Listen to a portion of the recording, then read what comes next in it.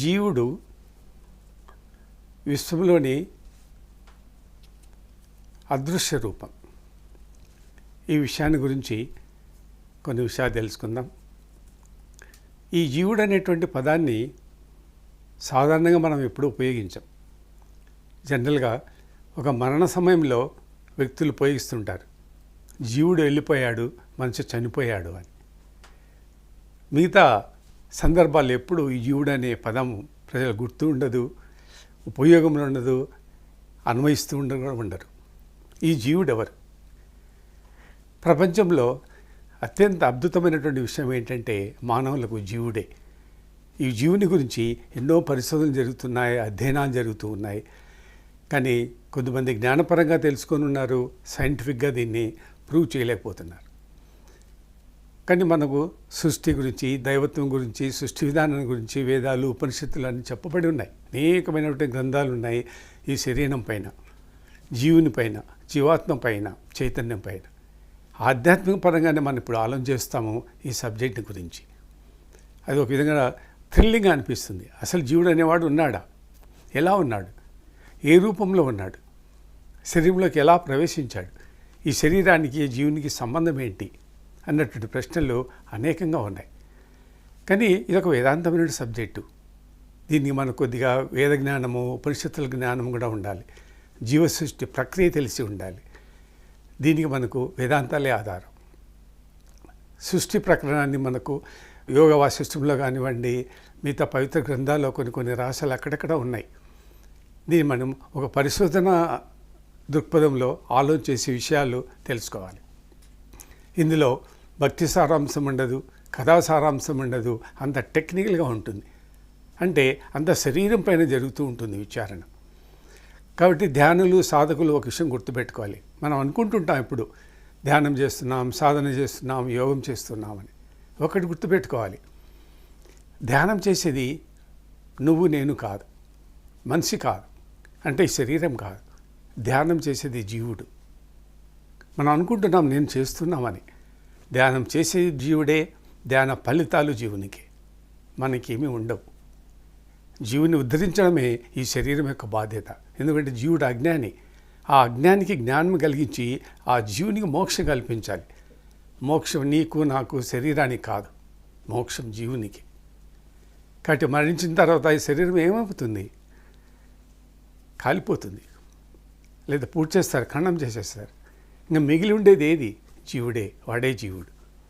వానికి మోక్షం కల్పించాలి, శరీరానికి మోక్షం కాదు. అంతేకాకుండా మరణించిన తర్వాత మోక్షం అనేది కుదరదు. మోక్షం అనేవాడు సాధకుడు ఎప్పుడు పొందాలంటే జీవించి ఉండగానే మోక్షం పొందాలి. అదే మన వేదాంతము, అదే మన యోగ శాస్త్రం యొక్క మూలం. దీనే జీవన్ముక్తి అంటాం. ముక్తి అనేది జీవించి ఉండగానే పొందాలి, మరణించిన తర్వాత కాదు. కాబట్టి జీవించి ఉండగానే ఒక మార్గం ఏర్పరచుకొని సాధకుడు మోక్షాన్ని పొందాలి. అది కంప్లీట్ ఒక జీవన విధానము, అదొక వ్యవస్థ. ఇది భౌతిక శరీరం, జడమైన శరీరం. జడధర్మాలతో కూడినటువంటి జడ పదార్థములతో తయారైనటువంటిది ఈ శరీరం. ఈ శరీరం ధ్యానం చేయడం అనేది కుదరదు. జడ పదార్థం ఎంత, ఇందులో ఏముంది? కండరాలు, ఎముకలు, రక్తము, నరాలు ఉన్నాయి. ఇది ఏం చేస్తుంది? జడ పదార్థం కదా అది. ఎన్ని జడ పదార్థాలే. కానీ దీనిలో చైతన్య పదార్థం ఒకటి ఉంది, అదే జీవుడు. ఆ జీవుని గురించి మనం తెలుసుకోవాలి. ఇది అదృశ్య రూపం, దీనికి రూపం లేదు, నశింపు అయ్యేది కూడా కాదు. శరీరం నశిస్తుంది, అది జీవుడు నశించడు. దీనికి మూలం పోతే ఈ జీవుడి గురించి మనం ఎలా తెలుసుకోవాలి? ప్రతి ఒక్క వ్యక్తిలో జీవుడు ఉన్నాడు. జీవుడు అంటూ ఉంటాం. దాని ప్రాధాన్యత ఏంటి? నిత్య జీవితంలో మనం ఆ జీవంతో ఎలా జీవితం గడుపుతున్నాం? ఆ జీవుడు ఏం చేస్తున్నాడు? గతి గమనాలు ఏంటి? దాని యొక్క చమత్కార క్రియలు ఏంటి? ఏ విధంగా జీవుడు నీకు ఉపయోగపడుతున్నాడు? అసలు జీవుడు అనేవాడు ఉన్నాడా? వాడి రూపం ఏంటి అనేటువంటి ప్రశ్నలు మనకి ఎన్నో ఉన్నాయి. ఈ జీవుని గురించి మనం తెలుసుకోవాలంటే మొదలు మనం ఈ సృష్టి విధానం గురించి అర్థం చేసుకోవాలి. ఈ సృష్టి 2 ధర్మాలపైన పనిచేస్తూ ఉంటుంది. 2 ధర్మాలు, సృష్టి ధర్మాలు. ఒకటి ఆత్మధర్మము, ధర్మం పైన పనిచేస్తుంది. 2 కర్మ సిద్ధాంతము, ధర్మ సిద్ధాంతము, కర్మ సిద్ధాంతం. ధర్మ సిద్ధాంతమే ఆత్మ, కర్మ సిద్ధాంతమే జీవుడు. చూడండి, ఈ రెండే సృష్టిలో ఉండేది, దేవుడు, జీవుడు. కాబట్టి ప్రధానమైన వస్తువులు సృష్టిలో రెండే ఉండేది, జీవుడు, పరమాత్ముడు. ఈ జీవుడు పరమాత్మ కొరకు ప్రయత్నం చేస్తూ ఉంటాడు, పరమాత్మ అనుభూతి పొందాలని ప్రయత్నం చేస్తుంటాడు జీవితం అంతా. అంటే సాధకులు కొద్దిమంది. కాబట్టి ఈ రెండింటిని విచారించడమే ఆ జీవుని విచారించడం. జీవుడు చేసే కర్మలను గమనిస్తూ ఉంటాడు పరమాత్ముడు, వాటికి ఫలితాలను అందిస్తూ ఉంటాడు పరమాత్ముడు. జీవుడు అజ్ఞాని, ఏమీ తెలియదు. చూసారు, పరమాత్ముడికి 2 జన్మలు ఉంటాయి, గుర్తుపెట్టుకోండి. ఒకటి ఆత్మ, రెండోది జీవాత్మ. కాబట్టి పరమాత్ముడు నిర్గుణుడు, నిరాకారుడు, ఆకారం ఏమీ లేదు, ఒక సూక్ష్మ అణువు. సృష్టిలో దేవుడు, దైవత్వం అంటే అణువే. భౌతిక రూపం ఉన్నటువంటి దేవుడు ఎవరూ లేరు, దైవత్వం ఒకటే ఉండేది. ఆ దైవత్వమే ఆత్మ. చూసారా, ఆ పరమాత్మకు ఉన్నటువంటి జన్మలు 2. ఒకటి ఆత్మ, ముందు ఆత్మ వచ్చింది, ఆత్మ యొక్క రూపమే జీవాత్మ. ఆ జీవాత్మని ప్రాణం ధరించి ఉంటాడు కాబట్టి వాడు జీవుడు అని పేరు. ఇట్లా 2 జన్మలు అన్నమాట పరమాత్మనికి. కాబట్టి ఆత్మ పరమాత్మనే, జీవుడు కూడా పరమాత్మనే. కాబట్టి మన శరీరంలో జీవుడు ఎవరంటే పరమాత్మ యొక్క అంశయే, అది గుర్తుపెట్టుకోవాలి. కాబట్టి మన శరీరంలో, మన హృదయస్థానంలో ఒకే కొమ్మ పైన 2 పక్షులు ఉంటాయి, ఒకే కొమ్మ పైన ఉంటాయి. ఒకటి ఆత్మ, ఒకటి జీవాత్మ. జీవాత్మ కర్మలు చేస్తూ ఉంటుంది శరీరం ద్వారా, దాని ఫలితాలు అందిస్తుంటుంది ఆత్మ. ఈ 2 ఒకే శరీరంలో, ఒకే కొమ్మ పైన, ఒకే ప్రాంతంలో జీవిస్తూ ఉంటాయి మన శరీరంలో. దాన్నే మనం తెలుసుకోవాల్సింది. శరీరం ప్రధానం కాదు. మనం అనుకుంటుంటాం దేవుడు ఎక్కడో ఉన్నాడు, గుడిలో ఉన్నాడు, మందిరంలో ఉన్నాడు, లేదా పూజా గదిలో ఉన్నాడని. బయట నీ శరీరం బయట ఎక్కడా లేడు, నీ శరీరంలోనే ఉన్నాడు. జీవరూపంలో ఉన్నాడు, ఆత్మరూపంలో ఉన్నాడు. నిన్ను ఎప్పుడు 24 అవర్స్ నిన్ను గమనిస్తూ ఉంటాడు, నీ ఆలోచనను గమనిస్తుంటాడు, నీ క్రియలను గమనిస్తుంటాడు, కర్మలను గమనిస్తూ ఉంటాడు. ప్రతి ఒక్కరు జాగ్రత్తగా ఉండండి. ఈ విషయంపైన చాలామందికి అంత అవగాహన లేదు. మనం ఎక్కడిపైన ఆపాదించుకుంటుంటాం, ఈడెవరు లేరు, దేవుడు లేడు, గుడిలో ఉన్నాడు, ఎక్కడో ఉన్నాడని. నీ శరీరంలోనే ఉంటాడు. నీవు చేసిన తప్పులకు, ఒప్పులకి ఫలితాలన్నీ నీ శరీరంలో ఉండి దేవుడే ఇస్తాడు, ఎవరు ఇవ్వరు. కాబట్టి ఆత్మ, జీవాత్మ. ఈ సృష్టిలోని ప్రధానటువంటి అంశాలు 3. మొత్తం వేదాంతం మీకు అర్థం కావాలంటే జీవతత్వము 3 ఉంటాయి. ఒకటి ఆత్మ, 2 జీవాత్మ, 3 మాయ. కాబట్టి ఆత్మ, జీవాత్మ 2. ఈ 2 మధ్యలో మాయ ఉంటుంది. ఈ మాయ ఉంది కాబట్టి ఈ జీవాత్మ ఆత్మను తెలుసుకోలేకపోతూ ఉంది. ప్రతి జీవి, ప్రతి వ్యక్తి యొక్క ప్రధాన ధ్యేయం ఏంటి? మోక్షం పొందాలనే జీవితంలో. అదే మాది జీవాత్మ కూడా మోక్షం కలిగించాలి మనం శరీరం ద్వారా. అది అజ్ఞాని, దానికి తెలియదు. మోక్షము, దేవుడు తెలియదు. జీవుని పక్కనే పరమాత్మ ఉన్నాడు కానీ తెలియదు, ఎందుకు? జీవుడు అజ్ఞాని. కాబట్టి నీవు జ్ఞానాన్ని పొంది, నీకు బుద్ధి, జ్ఞానం, మనస్సు, బుద్ధి ఉంది కాబట్టి జీవుని జ్ఞానోదయం కలిగించాలి, జీవునికి ముక్తి కలిగించాలి. కాబట్టి మనం ముక్తి సాధన చేస్తున్నామంటే చేసేది నీవు కాదు, జీవుడే. జీవుని ద్వారా నువ్వు చేయించాలి, భౌతిక శరీరం ద్వారా కాదు చేయించేది. కాబట్టి ఈ 3 విధానాలను తెలుసుకున్నవాడే నిజమైనటువంటి సాధకుడు. ఆత్మ, జీవాత్మ, ఈ 2 మధ్యలో మాయ. ఈ మాయను ఛేదించడమే నీ కార్యక్రమం. కాబట్టి ఈ మాయను ఛేదించాలంటే ముందు జీవుని గురించి తెలుసుకోవాలి. నువ్వే జీవుని, నీ శరీరంలో ఉండే యంత్రమే జీవుడు. అది దాన్నే మనము జీవుడు అని పిలుస్తాం. ఒక వ్యక్తి యొక్క జీవితంలో ప్రధాన అంశం ఏంటంటే పూజలు, కార్యక్రమాలు, భయంకరమైనటువంటి కఠోరమైనటువంటి ఆధ్యాత్మిక సాధనలు కావు. జీవవేద బ్రహ్మయో భవతి. జీవజ్ఞానమే బ్రహ్మజ్ఞానం. బ్రహ్మను నువ్వు పొందలేవు, చూడలేవు, పరమాత్మను దర్శించలేవు. పరమాత్మ నీకు భౌతిక శరీరం కాదు, ఒక వ్యక్తి కాదు, ఒక శక్తి. కానీ ఎలా పొందాలంటే జ్ఞానం ద్వారా పొందాలి. ఆ జ్ఞానమే జీవజ్ఞానం, అదే ఆత్మజ్ఞానం. జీవవేద బ్రహ్మయో భవతి. నువ్వు జీవుని గురించి తెలుసుకుంటే పరమాత్మని గురించి తెలుసుకున్నట్లే. మనం జీవుని గురించి తెలుసుకోకుండా పరమాత్మను పొందాలని ప్రయత్నం చేస్తున్నాం, మనం ఎప్పుడు పొందలేం. జీవుని ద్వారా పరమాత్మ దగ్గర పోవాలని, పరమాత్మ దగ్గర జీవునికి వచ్చే ప్రసక్తి ఉండదు. జీవుడే పరమాత్ముడు. నువ్వే నేను, నేనే నువ్వు, అతడెవరో అతడు కూడా నేనే, నేనెవరో అతను కూడా అతడే. కాబట్టి జీవుడు, పరమాత్మ, ఈ రెండిట్లో జీవుడు ప్రధానం మానవునికి సాధనా విధానంలో. కాబట్టి ఈ 3టిని సాధించాలి. ఈ సృష్టిలో 2 వస్తువులు ఉంటాయి, శాశ్వతమైనది, అశాశ్వతమైనది. శాశ్వతమైనదాన్ని మనం అజములు అంటాం. అజం అంటే దేనికి ఉత్పత్తి కానిది, దేనికి పుట్టనిది అని. అటువంటి ఏంటంటే ఒకటి పరమాత్మ, 2 ప్రకృతి, 3 జీవాత్మ. ఈ 3 అజములు శాశ్వతములు, మరణము లేనిటివి, దేనికి ఉత్పన్నం కానివి. దేనికి ఉత్పన్నం కానివే ఈ సృష్టిలో శాశ్వతంగా ఉంటాయి. ఉత్పన్నమైనటివి అన్నీ నశించిపోయేటివి. ఏదో ఒక పదార్థం నుంచి ఒక పదార్థం ఉత్పత్తి అవుతుంది. దేనో దాని నుంచి పుట్టాలి, అవన్నీ నశించిపోతాయి. శాశ్వతంగా నిలిచేది ఈ 3. పరమాత్ముడు శాశ్వతము, ఆయన యొక్క రూపమే ప్రకృతి. 3 గుణాలు అన్నమాట. సత్వ రజ స్తమో గుణాలే ప్రకృతి. ఈ 3 గుణాల నుంచే సృష్టి ప్రారంభమైంది. ఈవెన్ త్రిమూర్తులు కూడా పుట్టింది ఈ 3 గుణాల నుంచే. విష్ణుమూర్తి సత్వగుణము, బ్రహ్మ రజోగుణము, ఈశ్వరుడు తమో గుణము. ఈ 3 గుణాలతో పుట్టిన వాళ్ళే వీళ్ళు. మనం కూడా త్రిగుణాలతో పుట్టిన వాళ్ళమే. మనకు అన్ని గుణాలు ఉంటాయి, త్రిగుణాలు ఉంటాయి మనకు. వాళ్ళంతా ఒక్కొక్క గుణంతో పుట్టారు. చూసారా, సమస్త సృష్టిలో అంతా చరాచర ప్రపంచం కానీ, దేవుళ్ళు కానీ, జీవకోటి కానీ, ప్రతి ఒక్కరూ మనం ఈ ప్రకృతి నుంచే పుట్టాం. అందులో ఒకటి జీవాత్మ, వాడే జీవుడు. ఆ జీవుని గురించే తెలుసుకోవాలి. ఈ 3 శాశ్వతాలు, వీటికి మరణం లేదు. చూడండి, జీవుడు ఎవరో, ఎంత గొప్పవాడో, శరీరంలో ఎలా ప్రవేశించాడో, ఏం చేస్తున్నాడో గమనించండి. కాబట్టి ఆ జీవవేద బ్రహ్మ అని చూసావా. కాబట్టి ఆ జ్ఞానం తెలుసుకుంటే మీరు బ్రహ్మజ్ఞానం తెలుసుకున్నట్లే. నీవే బ్రహ్మము. ఆత్మవేద బ్రహ్మవో భవతి. ఆత్మజ్ఞానం అంటే నువ్వు బ్రహ్మజ్ఞానం కలవానివే. మన ప్రయత్నాలు, పూజలు, కఠోర సాధనలు, యోగాలు, ఇవన్నీ దేని కొరకి? ఆ పరమాత్మను పొందనేకే. ఆ పరమాత్మనే జీవుడు జీవాత్మ. వారిని సాధించాలి. అది జ్ఞానం ద్వారానే సాధ్యం. జీవవేద బ్రహ్మై అంటే జ్ఞానం ద్వారానే తెలుసుకోవడానికి వీలవుతుంది. ఎందుకంటే అది భౌతిక వస్తువు కాదు, జ్ఞానం ద్వారా తెలుసుకోవాలి. అందుకే ఆత్మజ్ఞానం సంపాదించండి, జ్ఞానం సంపాదించండి అంటూ ఉంటారు.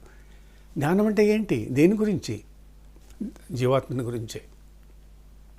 కాబట్టి ఈ జీవసృష్టి ఎలా జరిగిందంటే 3 విధాలు, 3 దశలు ఉంటాయన్నమాట.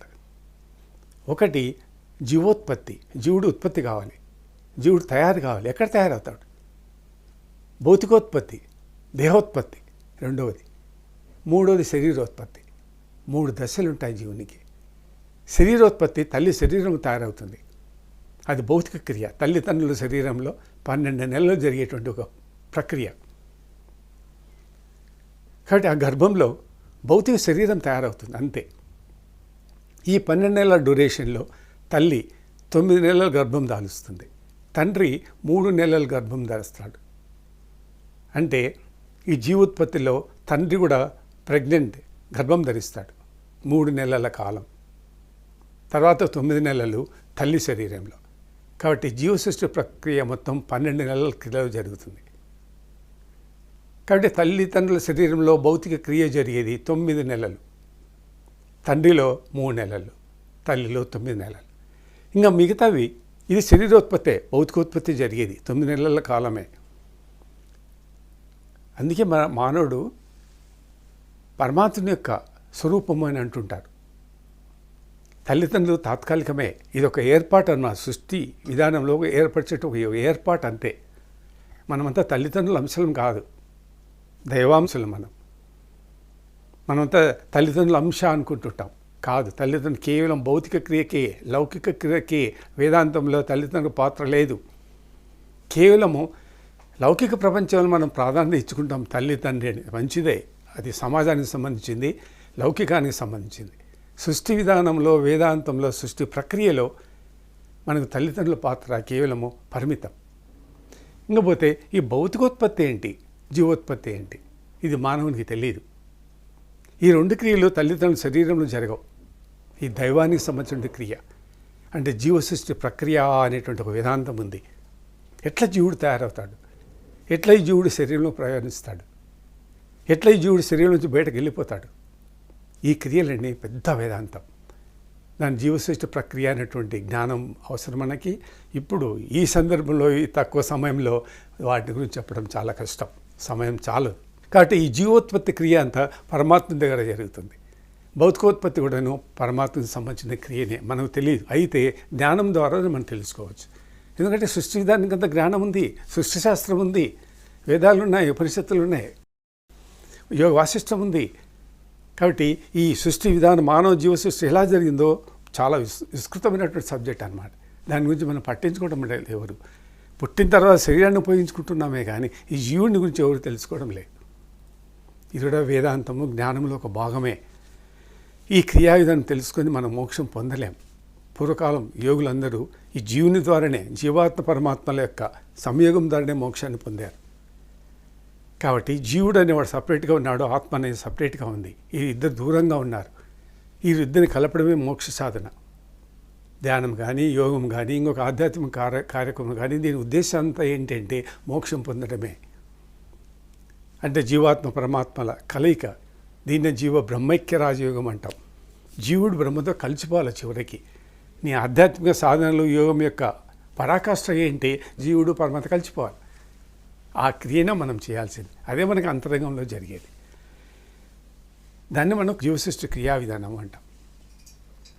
కాబట్టి ఈ విధంగా మనం విచారణ చేసుకుంటూ పోతే జీవోత్పత్తి అంతా భగవంతుని క్రియ సూక్ష్మంలో జరుగుతుంది, మనకు తెలియదు. అయితే దాని జ్ఞాన రూపంలో తెలుసుకోవచ్చు. భౌతికోత్పత్తి అంటే జీవుడు పంచభూతాలతో ఆవరిస్తాడు. భౌతిక శరీరం అవుతుంది అన్నమాట. పాంచభౌతిక శరీరం అంటాం.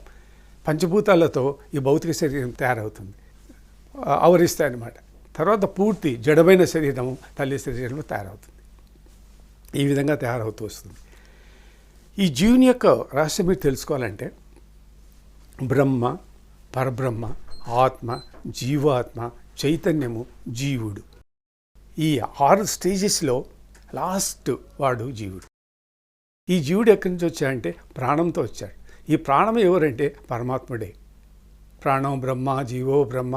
ఆ జీవుడు ప్రాణము 2 భగవంతుడే, పరమాత్మకు అంశలే, అది గుర్తుపెట్టుకోవాలి. చూసారా? తర్వాత ఇది ఎక్కడి నుంచి వచ్చినాయి ఈ 2 అంటే ఆత్మ, జీవాత్మ నుంచి వచ్చినాయి. జీవాత్మ ఏంటంటే ఆత్మ నుంచి వచ్చింది. అంటే జీవత్వం కల ఆత్మ అని. ఆత్మ జీవునితో సంయోగం చెందింది. అంటే జీవ అణువు ఉంటుంది. ఆ జీవ అణువుతో ఆత్మ సంయోగం చెందుతుంది. అంటే శక్తి, భౌతికం 2 కలుస్తాయి. ఈ శరీరం ఎలా తయారైందంటే భౌతికము ప్లస్ చైతన్యం, ఈ 2 క్రియావిధానం వల్లనే శరీరం తయారైంది. దాన్ని జీవాత్మ అంటాం. ఈ జీవాత్మ ఎక్కడి నుంచి వచ్చిందంటే అణువు నుంచి వచ్చింది. ఈ అణువు ఏదంటే సృష్టి బీజ సృష్టి అన్నమాట. సృష్టి అణువు, బీజాణువు, దైవాను, సృష్టి బీజము, దైవకణము, బ్రహ్మకణము అంటాం అన్నమాట. ఆ కణం నుంచి వచ్చిందే ఈ అణువు. ఈ అణువు ఆత్మక సంయోగం వల్ల జీవాత్మ అవుతుంది. ఈ జీవాత్మకు ప్రాణం ఉండదు. ఎప్పుడైతే ప్రాణం దానికి సంయోగం చెందుతుందో అది జీవాణు అవుతుంది.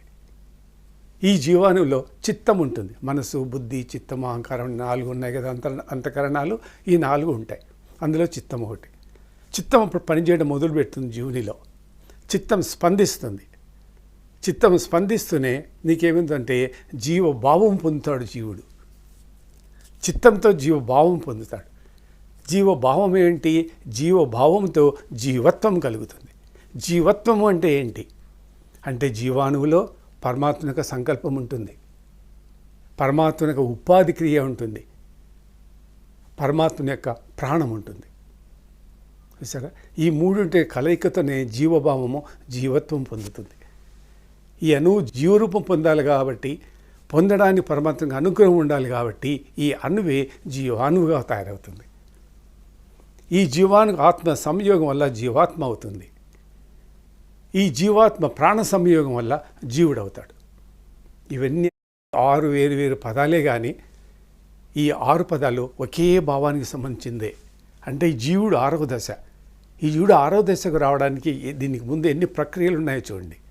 అంటే పరమాత్ముడే అనేక రూపాలు దాల్చుకుంటూ మార్పు చెందుకుంటూ చివరికి జీవరూపం పొందుతాడు. అంటే మన శరీరంలో ఉన్నటువంటి జీవాత్మ ఎవరంటే పరమాత్మ యొక్క అంశయే. ఆ జీవ జ్ఞానం మీరు తెలుసుకున్నట్లయితే ఇంకా ఏ జ్ఞానం అక్కర్లేదు, ఏ సాధనలు అక్కర్లేదు. వేదాంతులు చెప్తుంటారు జ్ఞానం పొందండి, జ్ఞానం తెలుసుకోండి అని. కానీ జ్ఞానం ఏంటో, దాని డెప్త్ ఏంటో, ఈ జీవుడు ఎవరో, ఈ జీవాత్మ ఎవరో దీని గురించి చెప్పేటువంటి వేదాంత పరులు, ఎక్స్పర్ట్స్ అంతగా లేరు. ఎందుకంటే మన ఆధ్యాత్మిక వ్యవస్థ అంటే కర్మ వ్యవస్థ.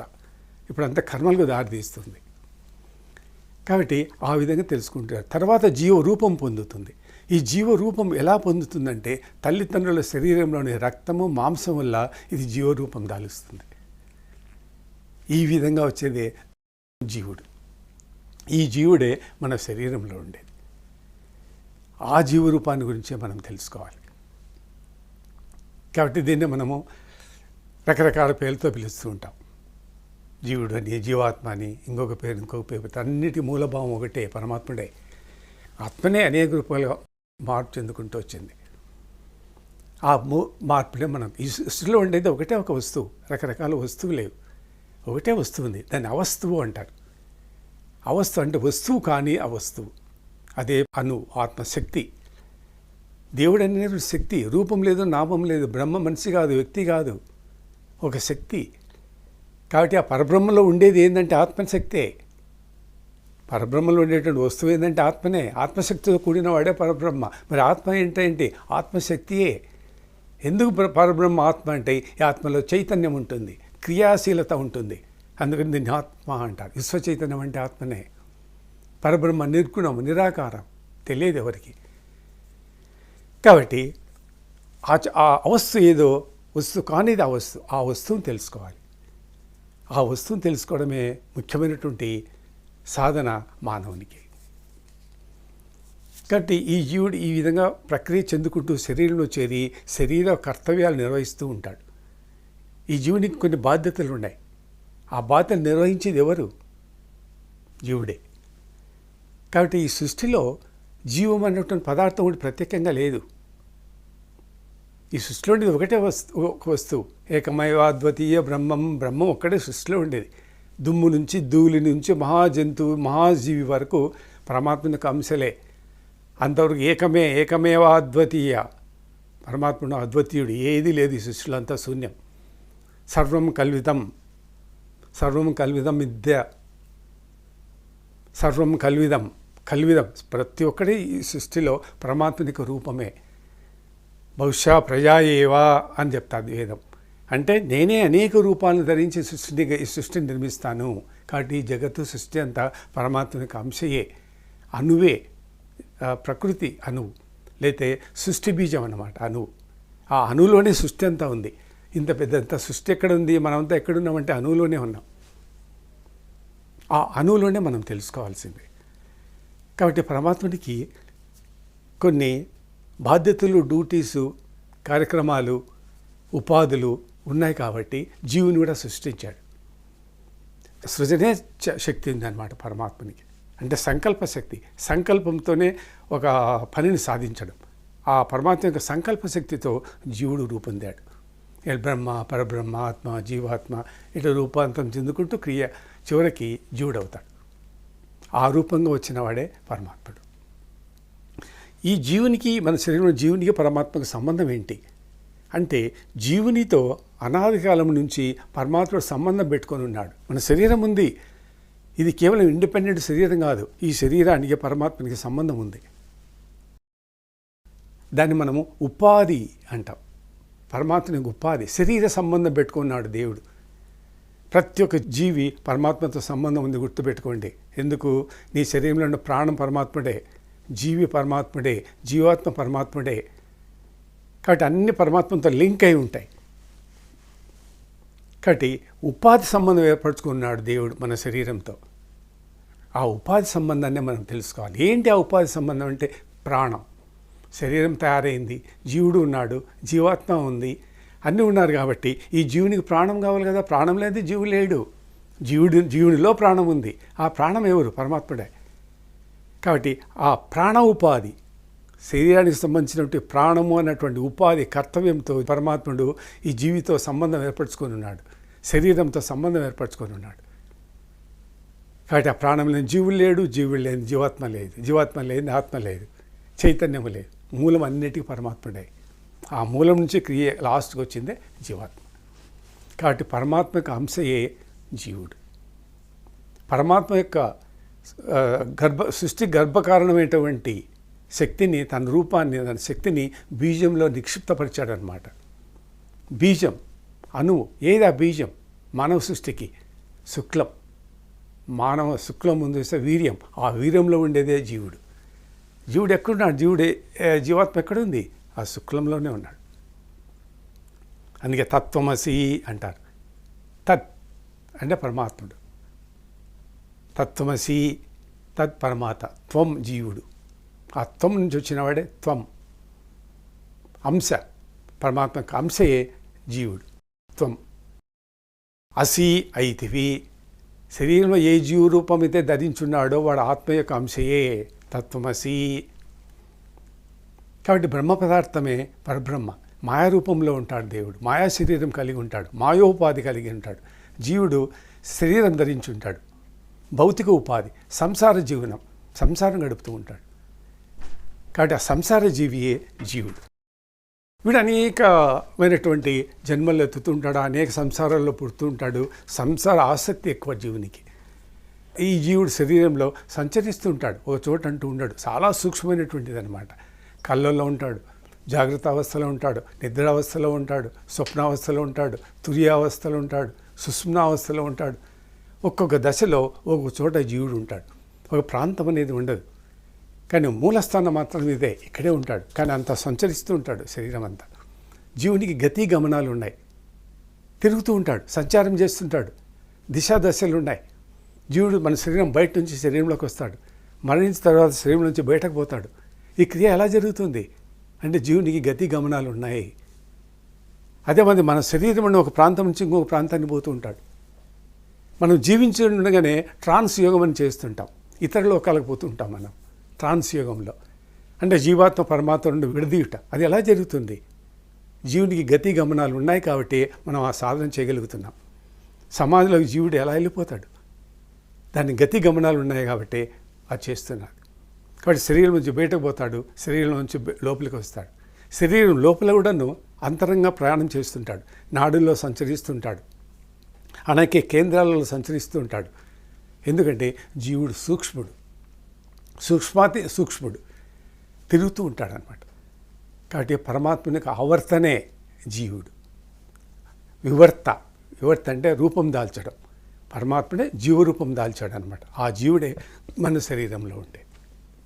కాబట్టి మరికొన్ని విషయాలు మరొక మారు తెలుసుకున్నాం. నమస్తే.